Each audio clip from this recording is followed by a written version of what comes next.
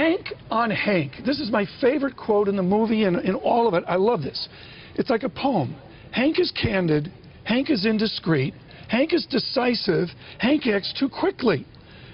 You're qualified to be the next Fed chairman. I mean, that's great. Now, you're not going to talk to me about Professor Summers or Vice Chairman Yellen. I understand that.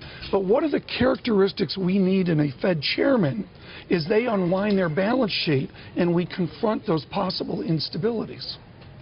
Well, the next phase will be an important phase because there's going to be much more of an emphasis on return on assets, productivity, real growth, and we are going to have to, as Chairman Ben Bernanke has said, we're going to have to move from these extraordinarily low interest rates and get back to real markets. Do you have a confidence, Mr. Secretary, that we will do that without instabilities and shocks?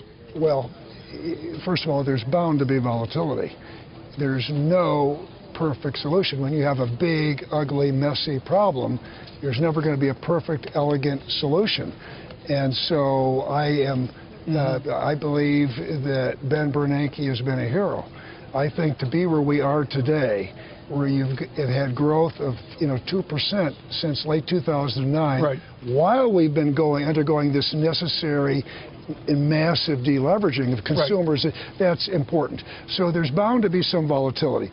But the next Fed chairman, again, which is a huge decision, a very important decision for President Obama, the key qualities are, first of all, fierce, independence, great abilities, and to be someone who... You want to see a return to that independence of McChesney Martin and the others of 51. And Ben Bernanke. I mean, Ben Bernanke is...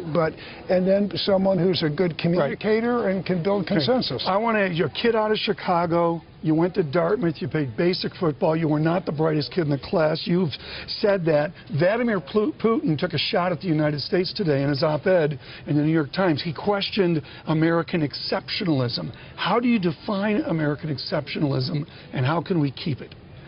Well, this is a very special country, and it's a country that's based upon innovation, entrepreneurship, and the key thing is social mobility.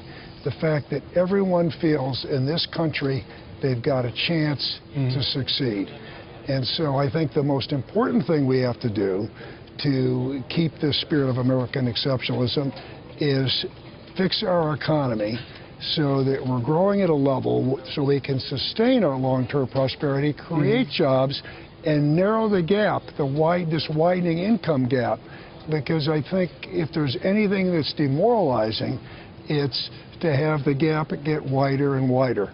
And so to do that, I think we're going to need some bipartisan compromise in Washington and get some policies that are really pro-growth policies, immigration reform, a different tax system, etc. Well, we've got to get to those topics. Mr. Secretary, thank you so much. The movie is Hank. It's up for your Oscar consideration. Trish, it is a jewel.